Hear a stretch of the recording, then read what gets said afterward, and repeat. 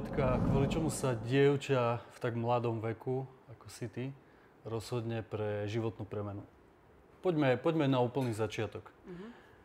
Ešte pred fázu celej tvojej premeny, že čo bol ten moment, ktorý ťa presvedčil o tom, že potrebujem so sebou niečo robiť? A čo boli tie dôvody, ktoré ťa o tom presvedčili?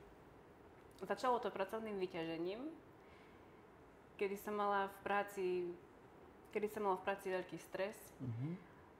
Bolo obdobie, kedy som vôbec nejedla. Buď som mala iba raňajky, alebo som mala iba obed, ale častokrát iba večeru, čo bolo niekedy o 18. hodine. A pritom som bola veľmi pracovne vyťažená. Pamätám si, že som premýšľala o tom, že z dlhodobého hľadiska to vôbec nemá dobrý vplyv a dobrý efekt pre mňa. Tak práve preto som chcela niečo zmeniť. Neviem prečo.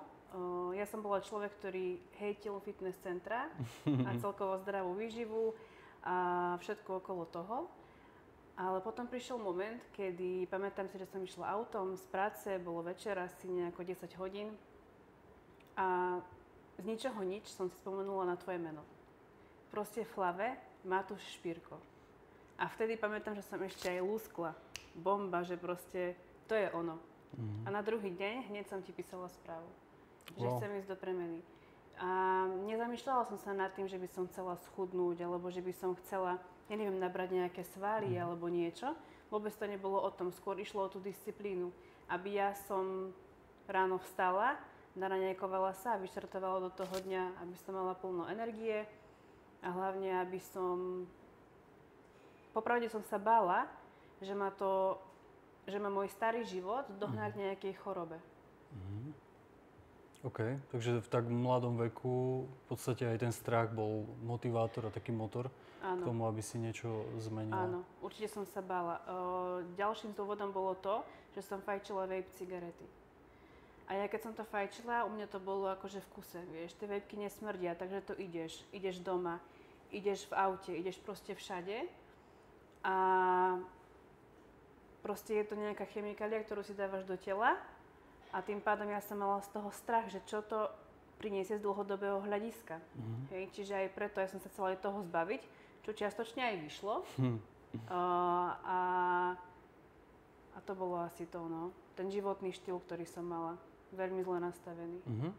Toto bolo veľmi unikátne a také jedinečné, pretože za mnou chodia ľudia a ja sa špecializujem na spoluprácu s ľuďmi, ktorí majú nadváhu a obezitu, ale toto nebolo tvojim primárnym cieľom. Ktoré všetky ako keby zlozvyky si chcela že opraviť? Áno, určite je to vstávanie. A chcela som prestať scrollovať sociálne siete v nočných hodinách, práve vtedy, keď idem spať. Pretože TikTok bol pre mňa uspávanka. Zaspala som väčšinou môj taký bežný čas bol okolo 1, s tým, že som zaspávala pri TikToku. TikTok hral do nejakej 5 rána. Tým pádom, že tam boli potom aj nejaké zvuky, a keď zazvonil ráno budík, tak ja som vlastne na ten zvuk už nejako bola zvyknutá počas toho spánku, tak som sa nezobudila. Častokrát sa stávalo, že som zaspávala ešte to boli proste roky. Každý, kto ma pozná, vie, že ja som nikdy nepočula budík a bol to pre mňa veľký strašiak, pretože... Som si spojil na ten budík toho štekajúceho psa. Pretože... ja som bola v takom štádiu, kedy som mala ísť na dôležitú prednášku na vysokej škole a ja som na ňu nevstala. Mala som ísť zo školy na vlak domov, ja som ten vlak zaspala.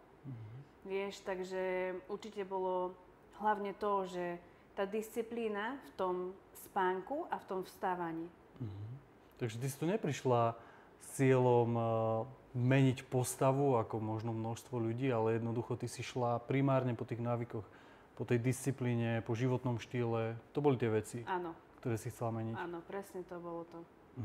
A aký bol ten proces vytvárania nových návykov a zbavovania sa tých starých zlozvykov? Proces bol ťažký. Stávalo sa, veď ty to dobre vieš, že ak sme mali tréningy 3-krát do týždňa, tuším, že sa raz stalo, že aj 3-krát som zaspala za sebou. Najprv, ono to boli také cykly. Najprv, keď som zaspala ráno na tréning, proste boli to nervy, vieš, proste búchaš pesťou do vankúša. Či si zaspala? No je to trápne, je to trapas. Ja to vnímam ako trapas, hej? Zaspala, no bože, vieš. Potom, už keď sa to stavilo, takže som zaspala, dajme tomu, na 2 tréningy za sebou, tiež som búchala proste pesťou do vankúša a bola som nahnevaná na samú seba. Ale potom prišla fáza, prišiel bod, kedy ja som to absolútne prijala. Ja som zaspala na tréning a povedala som si, Alžbeta, OK, tak toto malo byť a zajtra to bude inak. Výborné. Aj keď som na druhý deň zaspala, tam proste nervy boli. Ale najprv bolo to, že OK, dnes je to tak a zajtra je to inak.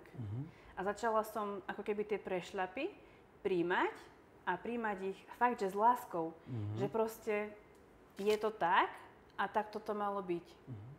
A odrazu potom prišiel bod, kedy ja som proste mala produktívne, kedy ja som mala 2 týždne a ja som vstavala takto ráno.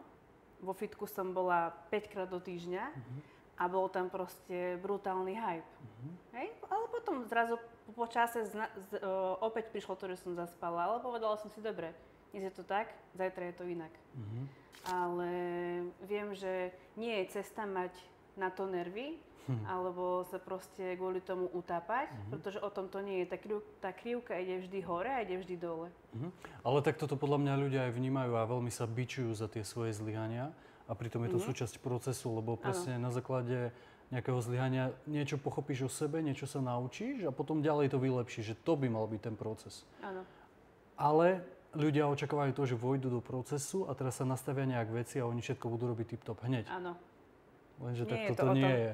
Nie je to o tom, ale u mňa v hlavnej úlohe je toto prijať. Proste a prijať to šťastie s takou radosťou. Proste dobre, stalo sa, ideme ďalej. Ja si vždycky poviem, že zemeguľa sa bude rovnako točiť.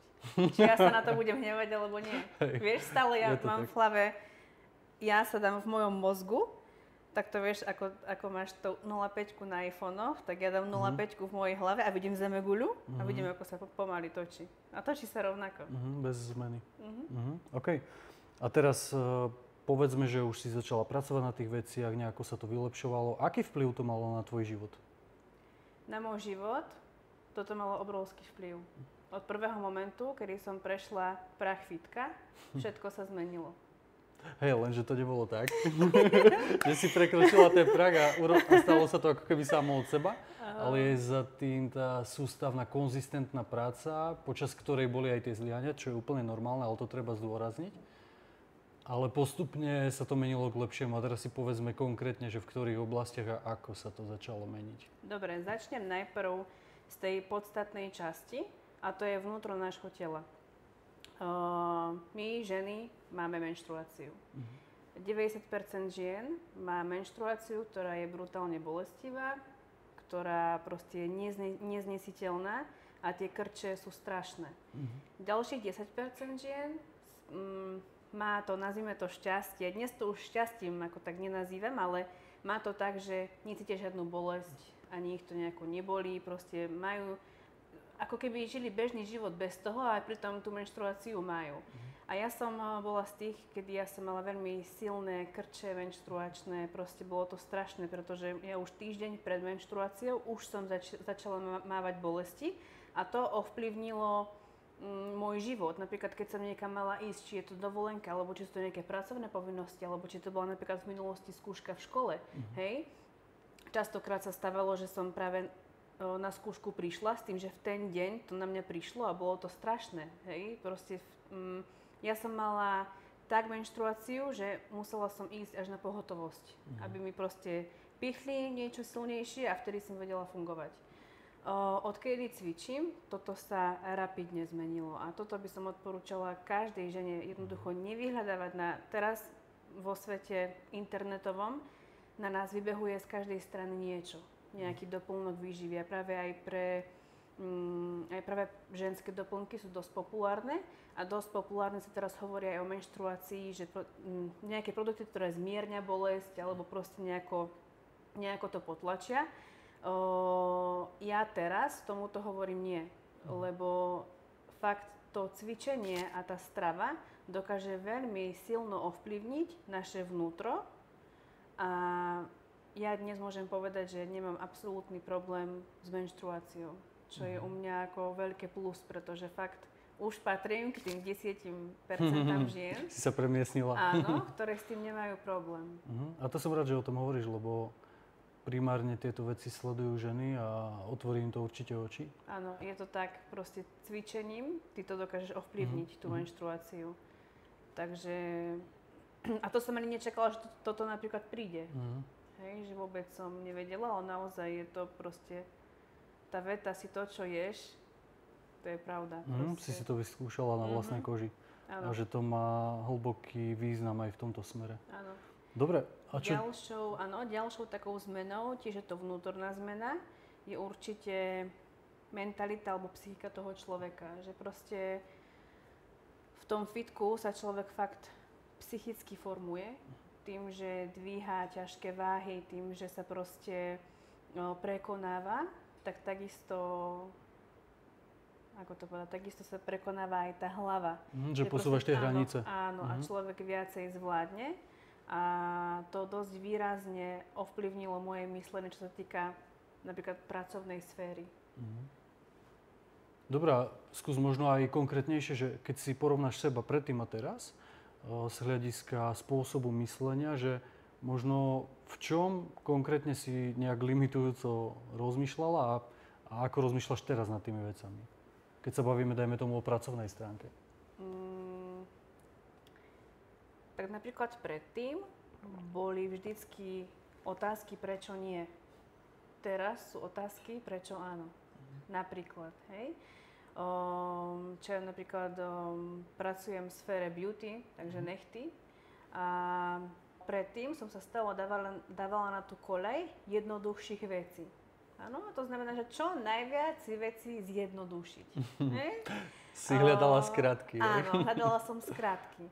Ale teraz je to inak. Teraz proste mám to tak v hlave, že ma nezastaví proste nič. A za tým si idem.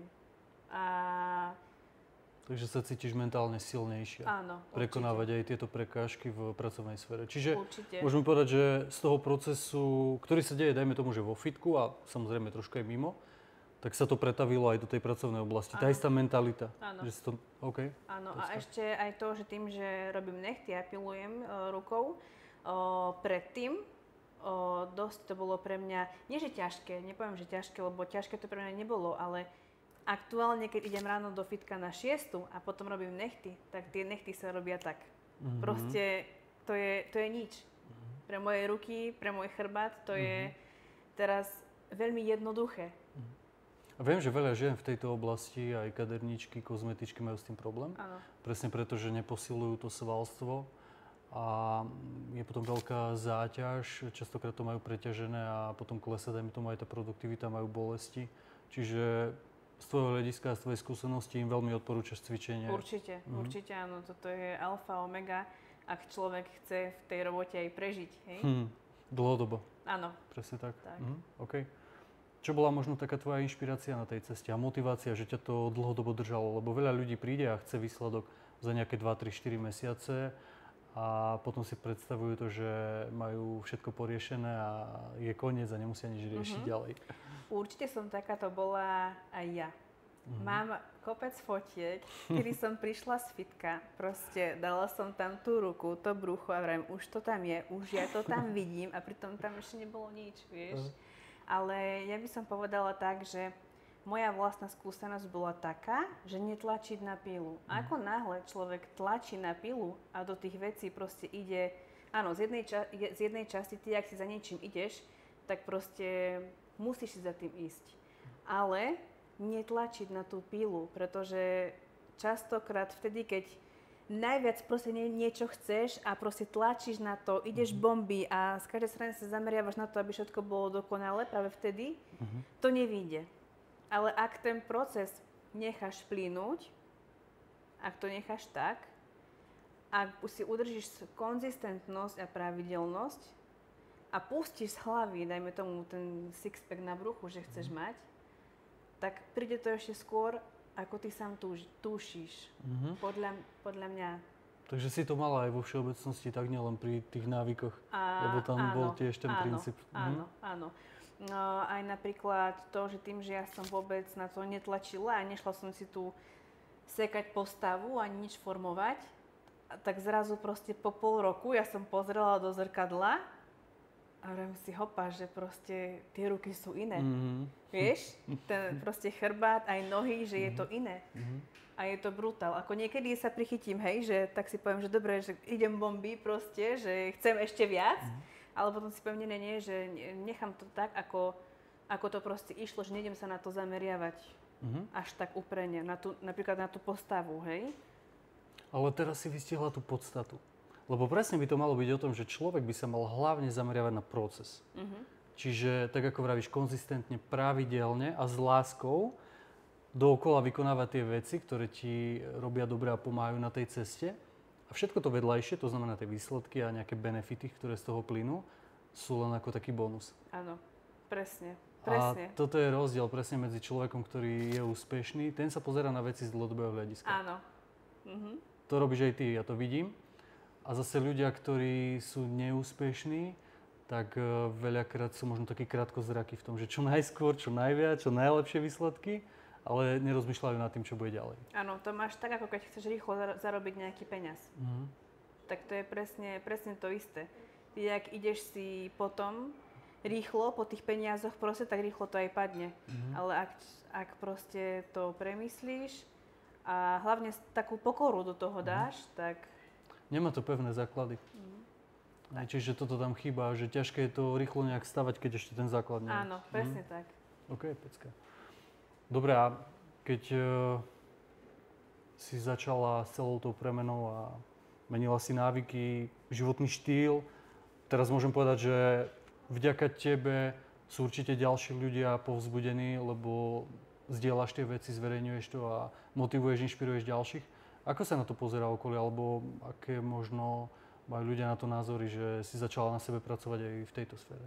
99% mojich či už sledujúcich alebo okolia ma veľmi podporuje a vníma to ako z jednej časti ako motiváciu pre nich, že naozaj, že za každým, ak pridám, že som buď o 6 ráno alebo aj neviem, niekedy do obeda vo fitku, tak je to pre nich veľmi motivujúce a inšpirujúce. A takisto ma v tom aj stále povzbudzujú, dostávam častokrát veľmi milé správy, čo ma fakt teší, že na to, v akej dobe teraz sme, že všade sú aj tie hejty, tak ja som sa s tým nestretla, až 1% je, dostala som jednu správu, že vlastne prečo sa stále fotím v tom fitku, že ako by som si to, vieš, ako keby som chcela ja niečo dokazovať. A tam bola otázka, robíš to pre seba, alebo to nerobíš pre seba, vieš, čiže som rada za to, akých ľudí mám okolo seba. A je dosť podstatné, koho ty okolo seba máš a komu venuješ tú svoju energiu. Ak ju venuješ správne, ak ju venuješ správnym ľuďom, tebe sa správne tá energia aj vráti. A ja toto dávam aj do svojich stories, že snažím sa predať tú energiu, nie tú povrchnosť, ale tú energiu, ktorá zo mňa ide a tá energia sa mi aj vracia. Je to ako bumerang. Je to ako investícia. Okay. Keď sa bavíme teraz o strave, tak ktoré zmeny v tvojej strave považuješ za najviac kľúčové? Najviac kľúčové sú určite zdravé tuky. Podľa mňa. Pretože ja som, častokrát sa, podľa mňa tí ľudia, ktorí aj chcú možno schudnúť, tak sa zameriavajú na to, aby tam bolo čo najmenej tých tukov, čo najmenej tých sacharidov. Tak áno, čo z jednej strany je to pravda, je to fakt, ale zase tie veci, tie zdravé tuky treba v tom určitom množstve prijať, inak je ten človek unavený. To som mala ja. Že som mala fakt častú únavu, odkedy som začala pravidelne brať omega-3 a zdravé tuky, čo je napríklad avokádo, orechy, chia semienka a tieto veci. Mne sa absolútne zmenila energia. Za mňa platí pravidlo, že jedlo je palivo. Čiže ja sa napríklad neobmedzujem sa napríklad na nejaké vajíčka s cottage sírom, tak ja si tam tú celozrnú bagetku dám, lebo proste... Áno, lebo veľa ľudí odsudzuje to pečivo. Áno. Ale je to mýtus? Áno. OK, ale toto ma veľmi prekvapilo, že si začala práve tukmi. Lebo veľa ľudí rieši povedzme sacharidy, alebo teraz už je také povedomie o tých bielkovinách. Áno. Všetko je proteínové. Áno. Ale bielkoviny sú samozrejme obrovský základ, lebo naša skúsenosť je taká, že veľa ľudí ich má strašný nedostatok. Áno. Ale som rád, že si začala hovoriť práve o tukoch, lebo tuky sú nesmierne dôležité, hlavne pre ženy a je pre to podstata, hormonálny proste, systém. Áno, tie zdravé tuky musia byť. Proste Áno. ja som toho zastanca, že to musí byť, proste je to energia. Ono, zle si to vysvetľujú veľakrát ženy, lebo si povedia, že chcem mať minimum tuku, tak Áno. nesmiem tuk príjmať v tej strave. Ale tuk sa tukom odbíja predsa, nie? Klin sa klinom Ale vybíja. je to také, že Matúš. No je, potrebuješ zdravý tuk na to, aby hormonálny systém fungoval a ten je vlastne naviazaný na to spaľovanie. A takisto na menštruáciu ako takú. Hej, že keď máš tie tuky veľmi nízko, tak strácaš menštruáciu, má to negatívny vplyv na hormonálny systém a to je problém. Potom nemôžeš mať ani výsledky. Áno, áno. Ale samozrejme aj tie bielkoviny, hej, snažím sa ich príjmať v dostatočnom množstve, čo je akože na moju váhu. Dobre, a poďme teraz ku tréningovému procesu. Ako je aktuálne zložený tvoj tréningový proces? Ale zaujíma ma aj v minulosti, ako veľmi si športovala alebo nešportovala. Dobre, v minulosti som absolútne nešportovala. Pre mňa Tatry boli, že poviem to škaredo, že hnus, že ja do Tatier proste nejdem. A dnes by som proste zdolala každý štít, ktorý vidím, tak by som tam proste vyletela hneď. Takže toto je ad 1. Potom, čo sa týka ako športu, tak sem tam bicykel, vieš, ale tak to čo, prešla som kilometr a už proste človek má dosť. Že už nie, už radšej by som si ľahla, vieš, viepka do ruky a chill. Som rád za tú úprimnosť. A čo sa týka fitka, tak toto bol pre mňa nonsens, že proste vojsť tu a ísť cvičiť s tým, že je tam kopu ľudí a ja som stále bola v tom, že každý pozerá práve na mňa. Ako cvičím, či to robím dobre, či to dobre nerobím, čo cvičím, hej. Čiže toto bolo pre mňa, že strašiak, dosť proste postrach. No ale potom som začala vlastne cvičiť s tebou. Nejaké cviky som sa naučila a my sme potom aj prešli vlastne na to, že tým, že to bol môj taký strašiak, tak my sme prešli na tú, jak sme to my nazvali vtedy? Myslíš, ako keby také tie inštruktážne tréningy, kde som ťa učil? Nie, my sme si dávali modelové situácie. Aha. Kedy ja som prišla sama a ty si len tak sem tam očkom pozrel. Toto bola pre mňa tá zmena najviac. Že za ten čas, čo som cvičila aj s tebou, som si sem tam odbehla aj sama. A tým som sa ja najviac naučila, že proste, no lebo prídeš čo, asi bez toho trénera, hej? Tak teraz čo? Teraz ako ten tréning vyskladať, ako to má byť správne, tak som to začala proste nejako skladať, konzultovala som to aj s tebou, no a nejako to už potom ruka v ruke išlo a dostalo sa to až do toho bodu, kedy už viem byť samostatná. Skvelé. To je presne cieľ. A ešte ma zaujíma, že aká je realita, lebo ty si šla do toho s tou myšlienkou, že prídem do fitka a všetci sa budú na mňa pozerať. No, ako to je v skutočnosti? No realita je úplne iná. Teraz prídem do fitka a sledujem si svoje, aby ja som odmakala a išla domov. A nie, aby som proste, ja sama nepozerám na ostatných ľudí, čo cvičia a ako to majú oni? Myslíš, že to sledujú, alebo? No, podľa mňa ten, kto si príde do fitka odmakať pre seba, nesleduje druhých. To som rád, že to hovoríš, lebo veľa ľudí má takú bariéru v hlave. No, má. Toto som mala aj ja, ale už to chvála Bohu nie je. Super. Takže je to aj vďaka tomu sebavedomiu. Určite. No hlavná vec je taká, že je to aj vďaka tebe. Vieš, lebo tak ja som sa kvázi učila od profesionála. Hej, tie cviky. A tým pádom, tým, že ja mám za sebou teba, tak ja už mám hore nos, vieš teraz.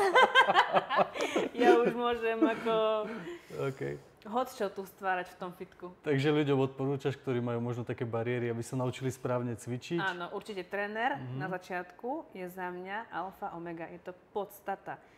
Proste, lebo bez toho trénera ty nevieš, čo precvičuješ, prečo to robíš a aj ten záväzok nemáš. Vieš, a tým pádom, keď máš toho trénera, vieš, že on tam je a musíš tam dojsť. No sem tam zaspíš, hej, sem tam ja doma a ty tu, ale proste nevadí. Ale na konci celej tej cesty aj tak máme výsledok. Áno. Aj tak si sa naučila tie veci. Áno. Aj keď tam boli tie zlyhania, neprišla si na úplne každý tréning, lenže tu je výsledok hmatateľný, takže ľudia môžu pochopiť na základe tvojej cesty a toho, čo si dokázala, že tie zlyhania a možno aj takéto vynechanie občasné k tomu patrí. Na konci toho celého je to aj tak efektívne. To nemusí byť 100% na to, aby to fungovalo. Áno. Takže musíme to pochopiť, že sme ľudia a robíme tie chyby, to je normálne. Dobre, chcem sa opýtať, spomenula si aj omega-3, ktoré ešte ďalšie doplnky si používala a aký efekt to malo? V čom ti to pomohlo? No tak z tých vitamínov, tam bola omega-3, vitamín D určite, podstatný. Brala som aj Burn, spalovač tukov od teba. Patria tam aj proteíny? Áno. Tak beriem proteíny, oni sa volajú Inspire alebo Lean, nie? Lean je proteín konkrétne. Dobre. Beriem proteín Lean, občas probiotika. Ale probiotika, ak som brala, tak na trošku dlhodobejšie, že tam to bolo nejakých 6 týždňov, aby to malo nejaký efekt, že až vtedy ty vieš vidieť nejaké výsledky. Ale aktuálne už probiotika neberiem. Ja tie vitamíny som sa snažila fakt, že minimalizovať, aby boli len tie podstatné, čo je za mňa omega-3 a D-čko a proteíny. No to je všetko. A aký vplyv to malo na teba? No určite ťa to tak ako keby nadopuje alebo naspiduje, alebo ako Že to také povedať? možno povzbudenie si cítila? Áno, presne tak, že Taký doping trošku. Ja osobne to tiež tak mám, že taká možno väčšia stabilita v rámci energie počas dňa. Áno. Okay. Aká bola Alžbetka pred premenou a dnes, keď to zoberieme tak v globále? Tak, pred premenou určite lenivá. Nikdy som nedávala seba na prvé miesto. Vo všetkom som videla to, prečo nie. A fakt, že taká bez života. Bez života a bez energie. Takto by som to asi celé zhrnula. A čo sa týka Alžbetky teraz, tak to je určite kopu energie. Nie som lenivá, trošičku niekedy som, áno, ale už nie som až tak lenivá. Cítim sa silnejšia, cítim sa zdravšie. Ja by som povedal, že aj väčšie ambície. Určite. Toto určite. A taktiež snažím sa myslieť pozitívne a nie hneď v niečom vidieť nejaký problém, ale fakt sa zamýšľať na veci z každej strany a nájsť tú cestu, ktorá bude dobrá z dlhodobého hľadiska a nie z krátkodobého hľadiska. Perfektne. Dobre, čo by si odporúčila ľuďom, ktorí rozmýšľajú nad tým, že či pôjdu alebo nepôjdu do premeny a tiež majú možno v hlave nejaké bloky? Tak, určite prvé čo, schudnúť neznamená nejesť. Ak niekto chce začať, ak niekto rozmýšľa nad tým, že začne cvičiť, určite si nájsť nejakého trénera. Určite si nájsť trénera, ktorý má nejaké reálne skúsenosti a za mňa aj čo najjednoduchší, ako by som to povedala, najjednoduchší systém, že jednoducho nie tie, ako sa to volá, Matúš, fast?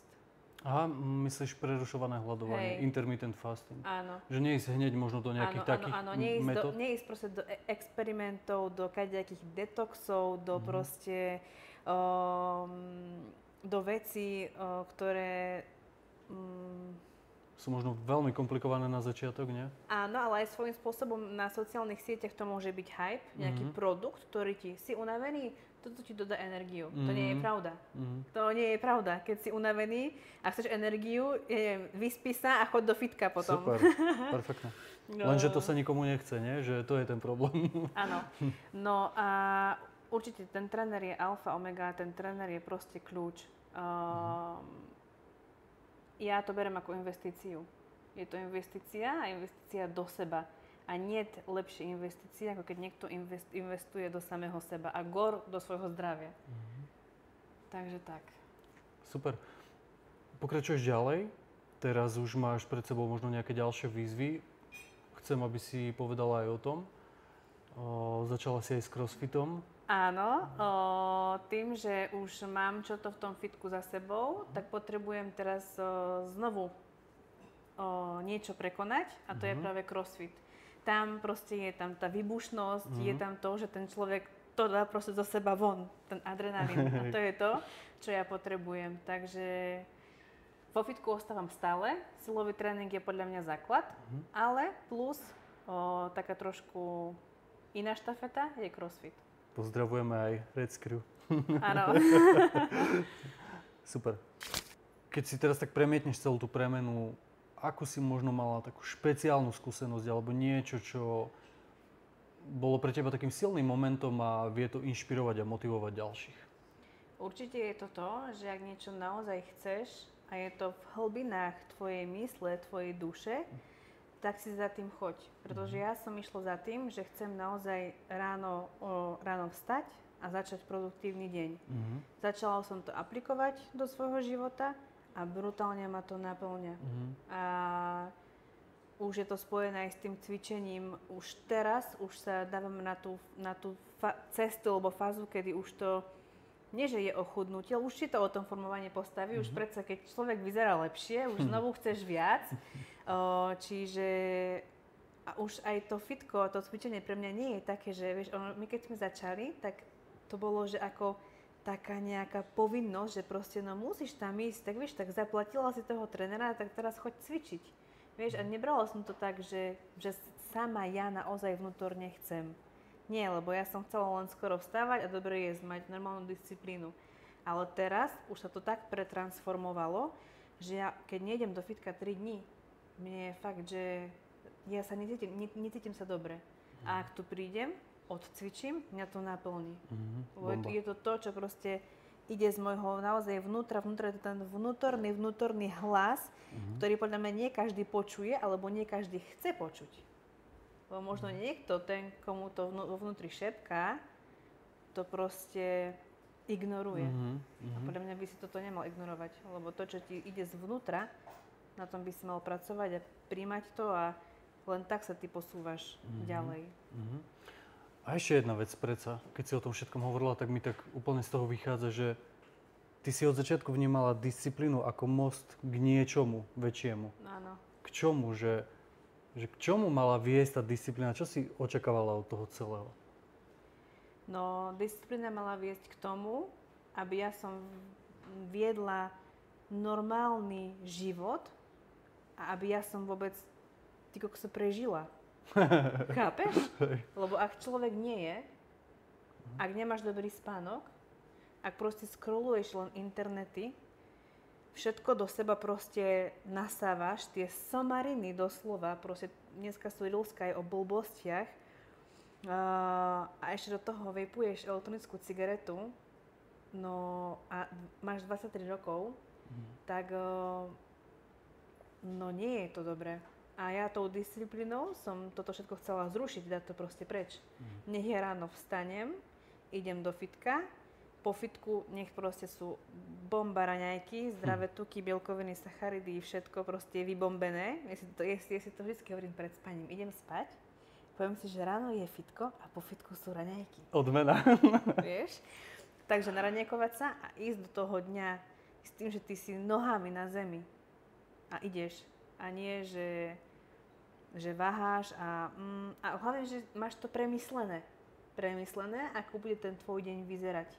A nie nechávať niečo na náhodu. Vieš? Tak teraz je to, tak idem robiť to, dobre. Teraz to, idem robiť to. To tiež z dlhodobého hľadiska neprináša ti nič. Lebo ty musíš mať podľa mňa nejaký plán a podľa toho ísť, aby si tie výsledky dosiahol. A to je jedno, či je to vo fitku. To platí v pracovnom živote, ale aj keď chceš ty oddychovať, zrelaxovať, tiež si to nejako musíš ten relax naplánovať, tú regeneráciu. Mať v tom nejaký systém v tom všetkom. Určite. Perfektné. Alžbetka, veľmi sa teším, že si urobila to rozhodnutie. Že neviem, nejakým šťastím alebo náhodou ti tam utkvelo to moje meno. To neviem ani ja, Matúš, ale ja to nejak, keď sa nad tým zamýšľam reálne, ja neviem, prečo mi napadlo fitko, keď ja som to proste ešte možno ešte v ten deň som to hejtila, vieš, v robote. Lebo však kolegyne chodili do fitka a ja som bola iba taká, že To bol ten vnútorný hlas, tam to začalo. Asi, neviem, takže tak. Super, mega sa teším z tvojej premeny, fakt je to bomba. A je to bomba aj preto, že ty to odovzdávaš ďalej. Veľmi ti silno držím prsty nielen na ceste toho zdravého životného štýlu, ale aj v tej pracovnej oblasti a držím ti palce, nech si stále zdravá, Ďakujem energická, krásne, Matúš. nech to ďalej vyžaruješ a rozdávaš do svojho okolia. Ďakujem. A som hrdý na teba. Počkaj ešte, Matúš. Počkaj, nie, čakaj. Čakám. Potom si tepneme, keď jáš. No, poď ideš. Chcem tiež poďakovať. OK. Dobre, Matúš, ja v prvom rade tiež ďakujem tebe, pretože ty si bol ten, kto mi zmenil život, kto mi proste to moje myslenie nie že nastavil, ale ty si ho smeroval. A smeroval si ho tým dobrým smerom. A fakt, keby nemám teba, neviem cvičiť, neviem sa stravovať, neviem mať disciplínu a proste, no nešlo by to. Takže ja hlavne ďakujem tebe, že si ma zobral a že si aj všetky tie moje prešľapy fakt rešpektoval a nikdy si mi za to nedal výčitku. A toto ja si veľmi cením. Ďakujem ti, vážim si Takže to tak. veľmi. Je to vzájomné.